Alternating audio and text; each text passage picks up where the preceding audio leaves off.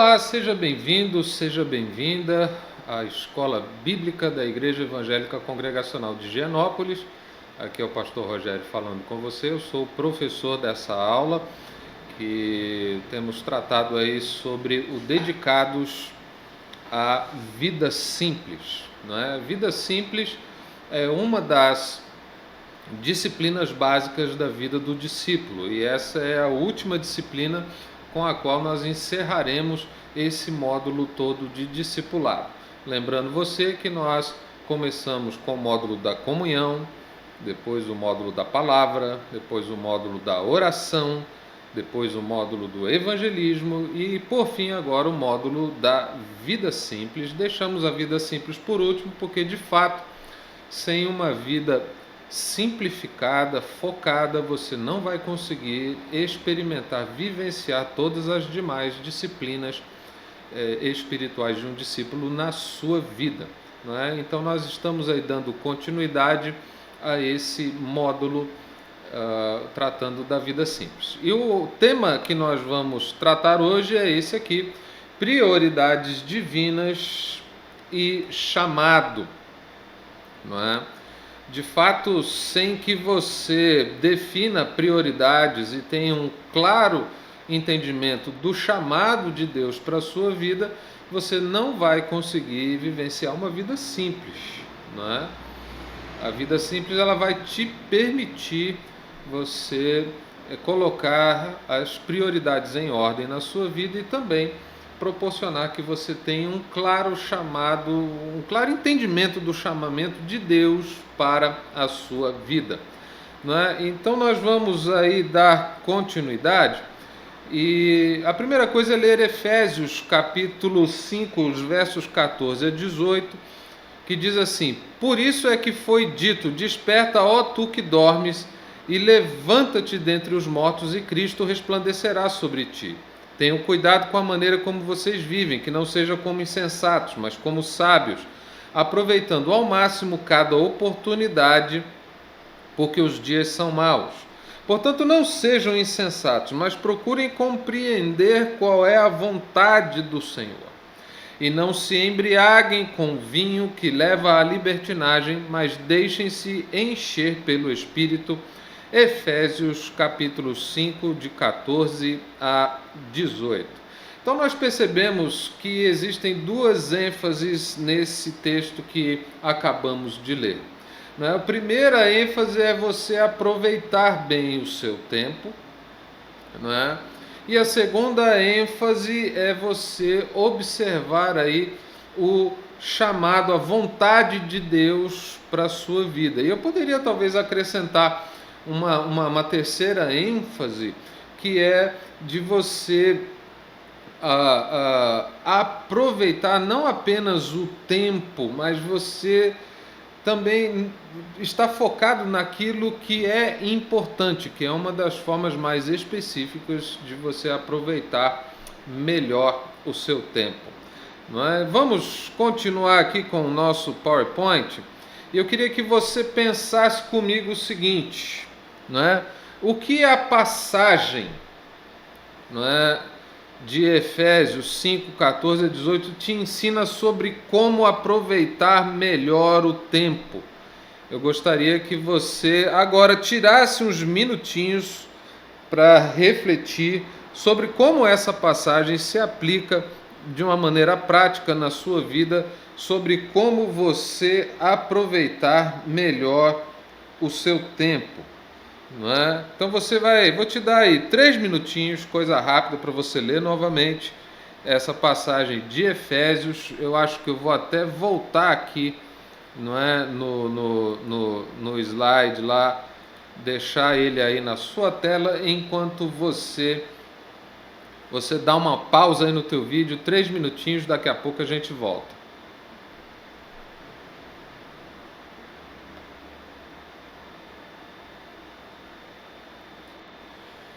Vamos lá, gente boa, o seu tempo acabou e eu gostaria que você aí agora estivesse refletindo comigo sobre quais são as prioridades divinas. Eu imagino que você tenha refletido aí um pouco sobre a sua forma de viver. Eu imagino que você tenha refletido ali as coisas com as quais você tem perdido tempo, que tem tirado você do foco. Eu imagino aí que você tenha tirado diversas lições a respeito desse texto que nós acabamos aí de conversar sobre ele, né? Mas agora a gente precisa dar continuidade, porque você precisa identificar as prioridades divinas para a sua vida, não é? Essa é uma forma de você encarar isso. A primeira prioridade aí que a gente observa, deve ser a prioridade número 1 na sua vida, é o próprio Deus, não é? Ele deve ser a prioridade primeira aí na sua vida, não é? Deixa eu apagar aqui porque o risco ficou muito, mas muito feio. Eu estou trabalhando nisso aqui, vamos deixar essa questão aí mais colocada para você. E por que Deus tem que ser a prioridade número 1? Porque é o primeiro mandamento. Amar a Deus com toda a nossa força, com todo o nosso entendimento, com toda a nossa alma, não é? Essa deve ser a prioridade número 1 aí da nossa vida. Deus precisa, né, de fato, ocupar o primeiro lugar. E também lá em Marcos, no capítulo 12, a partir do verso 29, o próprio Jesus disse, respondeu Jesus, o principal é: ouve, ó Israel, o Senhor nosso Deus é o único Senhor. Amarás, pois, o Senhor teu Deus de todo o teu coração, de toda a tua alma, de todo o teu entendimento e de toda a tua força. Então você percebe aí comigo que o próprio Jesus, ele então confirma aquele ensino do Antigo Testamento, que Deus deve, não é, ser a nossa prioridade máxima, né? Aquilo que é a vontade de Deus é a tua prioridade máxima. Mas aqui, no segundo momento, a segunda maior prioridade é essa, é você cuidar de você mesmo. Não é? Quem já alguma vez na vida fez uma viagem aí de avião, quando lá os comissários de bordo, que também são agentes de segurança, quando eles falam, né, sobre, em caso de descompressão da cabine, né, máscaras de ar cairão em sua frente, e aí eles mostram lá como é que você coloca a máscara de ar. Mas aí tem uma coisa interessante que diz assim: em caso de pessoas necessitadas de ajuda para colocar a máscara, coloque a máscara primeiro em você, depois você coloca na pessoa que está do seu lado, não é? Por uma razão muito simples, não é? Você precisa estar lúcido, respirando bem para poder ajudar quem não está. Não é uma questão de egoísmo. Você põe em você e fica lá bonitão, não ajuda ninguém. Não, você coloca primeiro a máscara em você para você ter condições de ajudar a pessoa que está do seu lado, percebe? Então, é por isso que aqui a gente está dizendo que você precisa cuidar primeiro de você. Né? 1 Coríntios capítulo 3, a partir do verso 16, diz assim: não sabeis que sois santuário de Deus e que o Espírito de Deus habita em vós?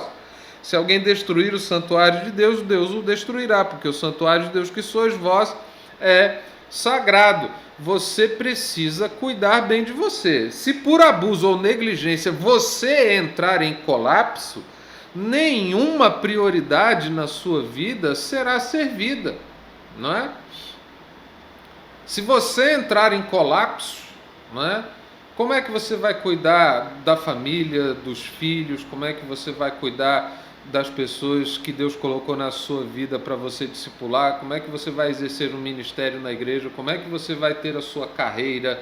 Como é que você vai fazer todas as outras coisas se você mesmo está mal? Não é? Se você mesmo entra em colapso. Então, Deus é a prioridade número 1, e quando Ele é essa prioridade, você vai entender que você tem que cuidar de você antes de qualquer outra questão, ok? Vamos lá para outra prioridade, que é o seu cônjuge, não é? Mateus capítulo...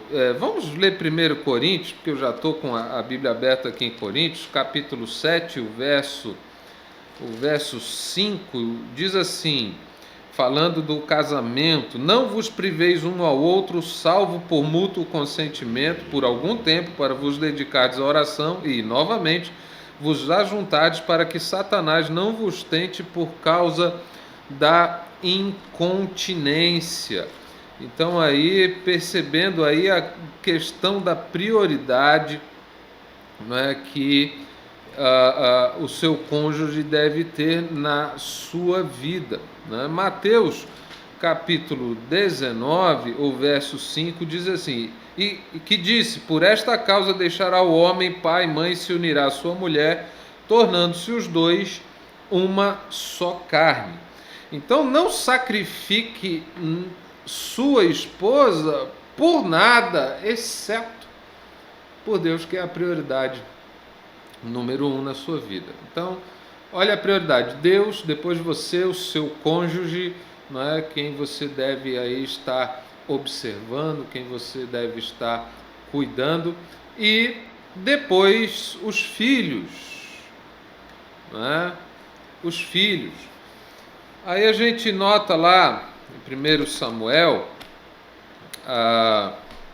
aí a questão do cuidado com os filhos. 1 Samuel capítulo 2, a partir do verso 12: eram, porém, os filhos de Eli filhos de Belial, e não se importavam com o Senhor. E aí fala toda a história dos filhos de Eli ali, como eles cometeram maldade, porque o pai se omitia. E aí a gente percebe nesse texto a responsabilidade diante de Deus pelos filhos, não é?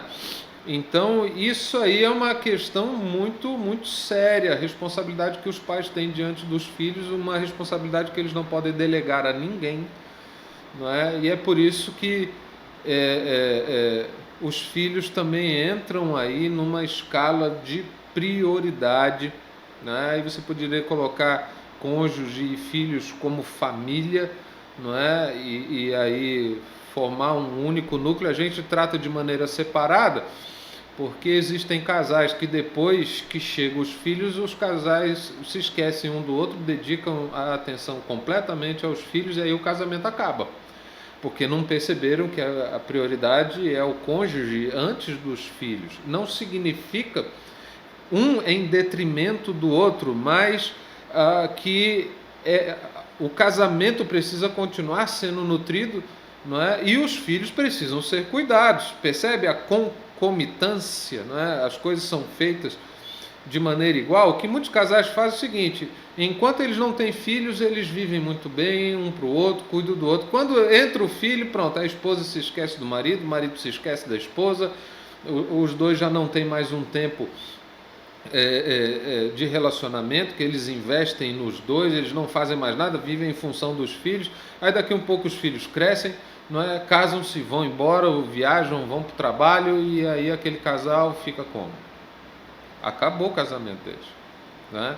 Então, o que isso quer dizer na prática é que, não é, o cônjuge precisa ser prioridade, não é? Precisa continuar tendo aí o seu investimento de tempo e de energia, assim como quando chegam os filhos também demandam atenção.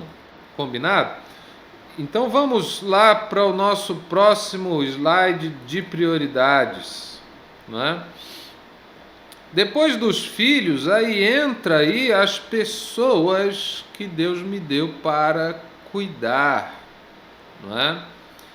Mateus 28, de 18 a 20, 2 Timóteo 2,16, fala das pessoas que nós devemos discipular. Mateus 28 fala dos discípulos, o que nós precisamos fazer discípulos. 2 Timóteo, Paulo está falando ali, né? Aquilo que você ouviste de mim, você compartilha para homens idôneos, para que eles também façam isso com outros, não é? O próprio Jesus ali, na oração, a gente chama isso da oração sacerdotal de Jesus, aí no capítulo 17 de João, os versos de 4 a 6, ele diz assim: eu te glorifiquei na terra, consumando a obra que me confiaste para fazer. E agora glorifica, meu Pai, contigo mesmo, com a glória que eu tive junto de ti, antes que houvesse mundo.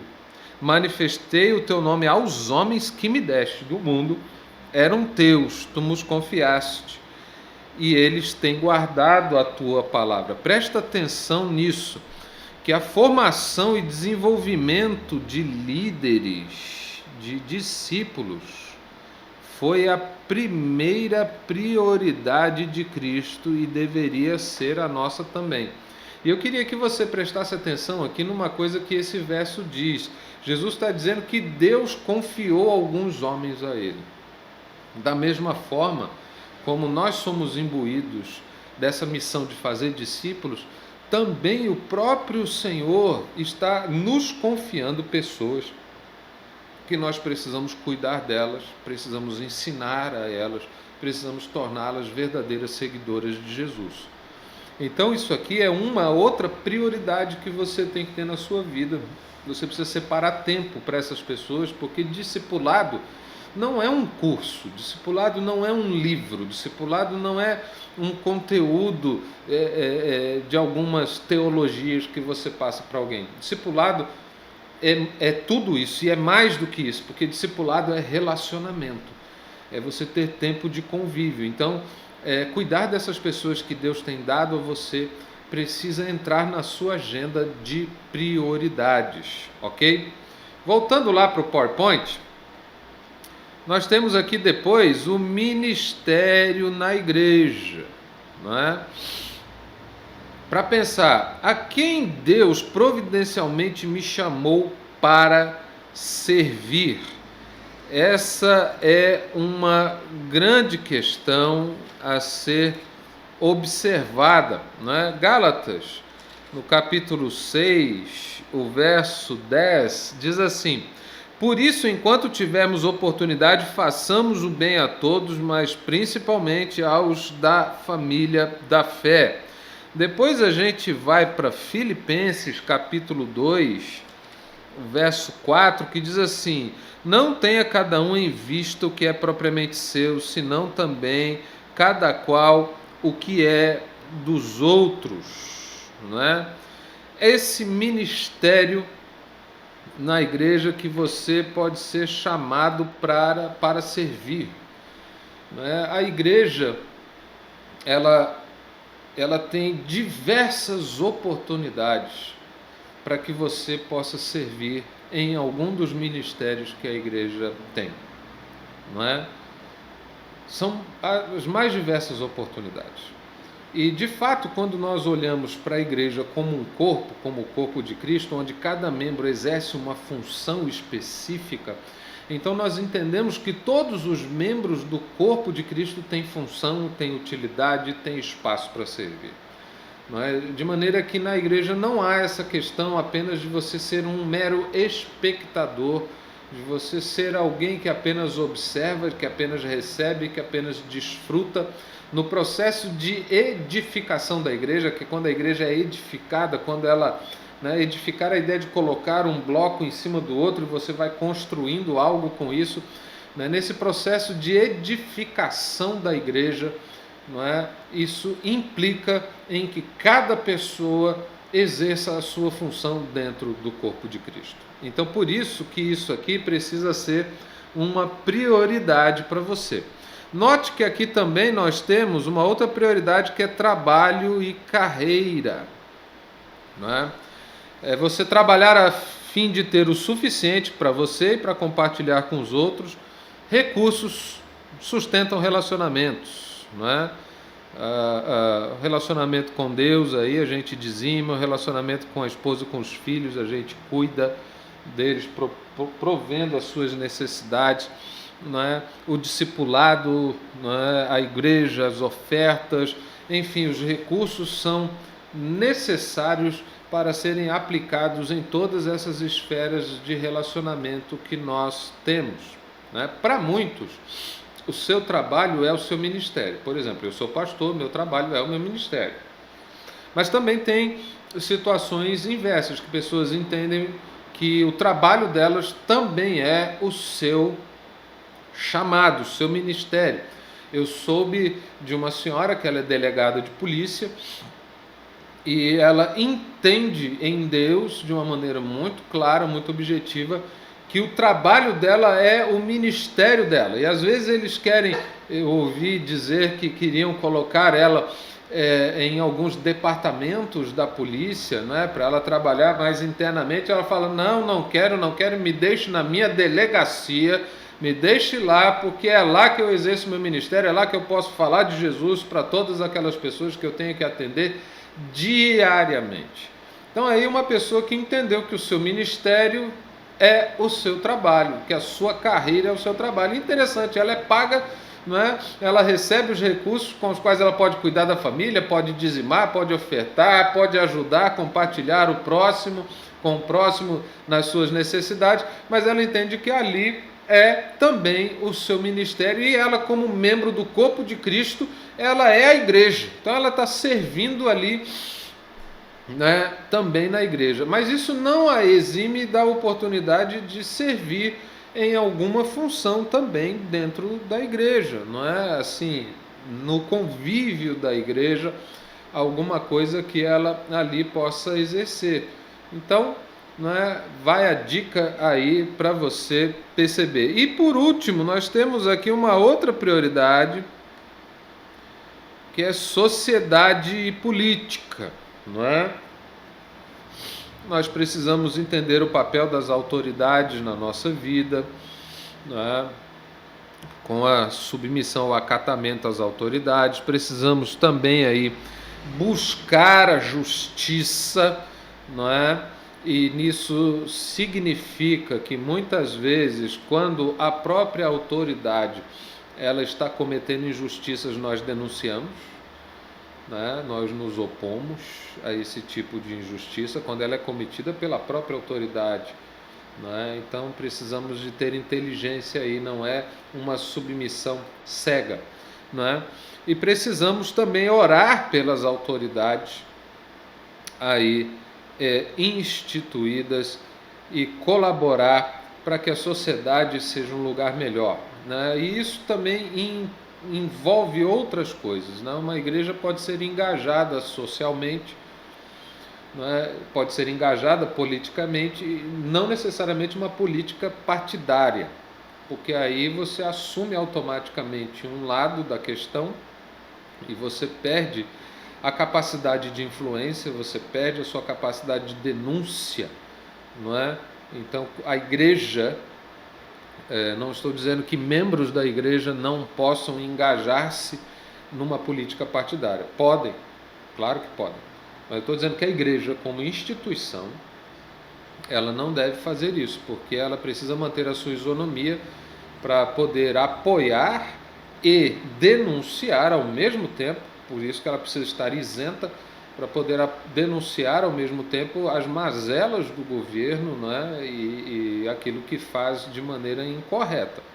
Então, a igreja precisa estar envolvida nesse sentido, bem como ela pode estar engajada socialmente com os problemas que a sociedade apresenta, não é? E a igreja pode trazer respostas para isso, né? Seja na área de educação, na área de saúde, na área da promoção social, do trabalho, enfim. A igreja dispõe de diversos profissionais que poderiam ceder, não é, um pouco do seu tempo, não é, dentro das suas competências, dentro das suas habilidades, para servir a comunidade na qual a igreja está inserida. Isso é muito, muito importante. Beleza? Vamos continuar aqui com o nosso PowerPoint, porque eu preciso que você faça uma reflexão comigo agora, não é? Provavelmente todos reconhecemos e concordamos com essas prioridades, e eu acho que isso não é novidade para ninguém. O problema é que muitos dedicam apenas uma lealdade teórica e não ordenam suas vidas em torno destas prioridades. E aí reflita comigo, de que maneira concreta o uso do seu tempo e energia reflete o fato de que Deus vem em primeiro lugar na sua vida? Eu queria que você refletisse sobre essa questão, não é? De uma maneira muito clara, muito séria, não é? Eu não quero que você apenas concorde com essas prioridades. E note que não são prioridades assim, 1, 2, 3, 4, de maneira que a última coisa é a que recebe menos tempo. Não, elas são todas concomitantes. É como se fossem círculos, né, envoltos de outros círculos, do centro para fora, onde você vai dando, né, vai dando atenção a cada uma dessas áreas de maneira que todas elas sejam supridas, não é? Então reflita sobre essa pergunta, né? Essa pergunta aqui, ó: de que maneira concreta o uso do seu tempo e energia reflete o fato de que Deus vem em primeiro lugar na sua vida? Eu queria que você respondesse de maneira prática. Vou te dar aí uns 3 minutinhos para você refletir sobre isso e já já a gente volta.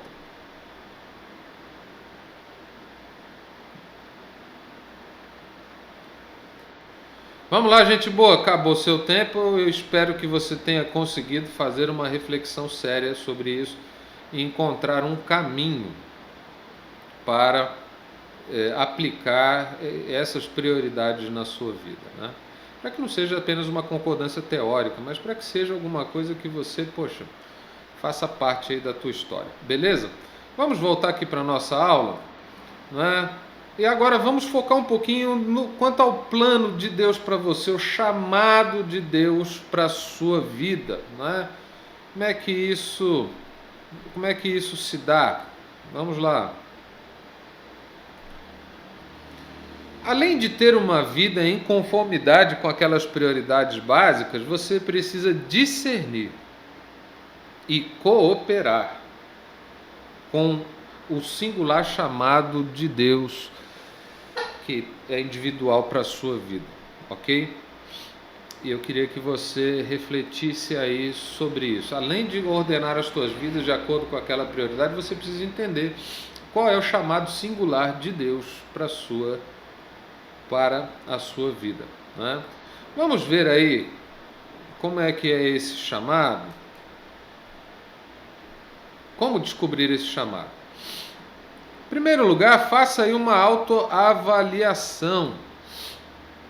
O que você sente sobre o seu chamado? O que você percebe?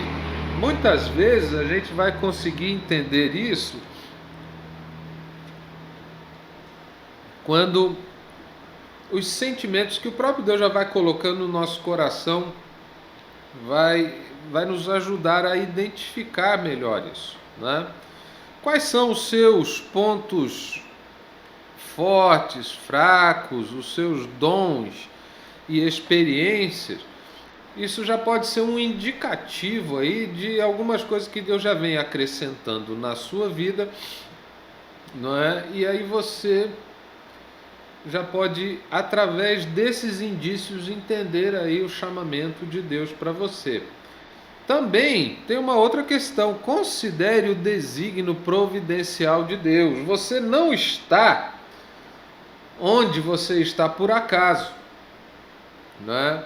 Talvez isso seja uma das formas de você enxergar aí o chamado de Deus para a sua vida, de entender mais claramente. Talvez as próprias circunstâncias do lugar onde você se encontra já sejam indicativas de um chamamento de Deus para você, não é? Vamos lá, ore a respeito, faça isso sozinho, com seu cônjuge, com seus líderes, enfim, com outras pessoas que elas podem te ajudar em oração, a fim também de que você entenda, que você perceba aí o que é que Deus tem para a sua vida, né?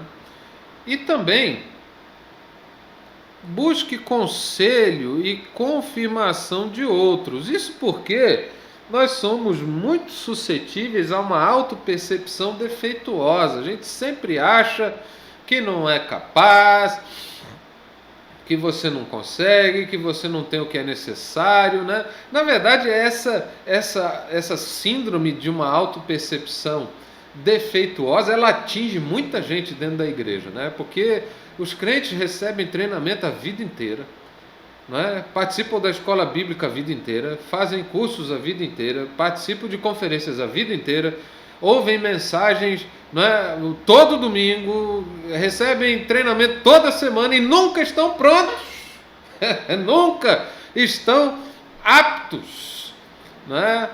E eles têm uma autopercepção totalmente defeituosa. Defeituosa porque quem nos capacita é Deus, quem nos torna seus instrumentos é Ele, não é? E você não precisa confiar na força do teu próprio braço, você não precisa confiar no teu conhecimento, na tua habilidade, até mesmo porque os dons quem concede é Deus, quem capacita é Ele, quem usa é Ele. Então, sabe, para com essa história de que você não está pronto, para com essa história de que você, sabe, para com essa história que você precisa de mais treinamento, pelo amor de Deus, para um pouquinho e reflete. Você já fez 1.500 treinamentos na sua vida, por favor, né? Está na hora aí de você dar um passo na direção do que Deus tem para a sua vida, e muito provavelmente isso já está fartamente, não é, demonstrado para você, e você que fica hesitando, você que fica enrolando, você que fica encebando, porque talvez é muito mais confortável você ficar aí no banco dos espectadores ou dos críticos, do que você ser alguém que dá um passo adiante, não é, para servir, para ser bênção. Não é? É muito mais cômodo ser servido do que servir. E tem muita gente morta nesse comodismo, né, que aleija, que deixa inerte, ineficiente. Saia disso, né? Faça uma autoavaliação, não é, o que você sente que Deus tem te chamado para fazer, não é? Analise aí os teus pontos fortes e fracos, não é, o que você é bom, quais são os dons que Deus tem, quais são as experiências que Deus tem te dado, porque isso já pode estar indicando aí o chamado de Deus para a sua vida. Considere o local onde você está como uma providência de Deus. Deus te colocou ali. É providencial isso, aproveite isso, né? Ore a respeito, busque de Deus. Quando a gente busca Deus de todo o coração, Ele fala, Ele mostra para a gente. Ore com outras pessoas que também podem te ajudar a entender isso. Não é? E busque conselho, confirmação. Será que é esse mesmo caminho? Isso porque, como eu estou falando aqui repetidas vezes, você tem uma visão deformada a respeito de você mesmo, né? E vamos aí para um exercício de reflexão e aplicação para a gente poder fechar a nossa aula, né? Que exercício é esse? Em qual ou quais das prioridades você precisa investir um tempo maior, né? E eu queria encerrar aí com essa reflexão, porque você precisa de fato gastar um tempo aí para entender o que Deus tem para a sua vida, ou quais são as prioridades ali que você precisa investir mais, a fim de que você também descubra o chamamento de Deus para você. Bem, queridos, essa é a nossa aula de hoje. Eu espero que ela tenha te abençoado. E na semana que vem nós vamos dar continuidade, já nos encaminhando para os finalmente desse nosso módulo. Então, vejo você na próxima semana. Que Deus te abençoe e fique com Deus. Paz.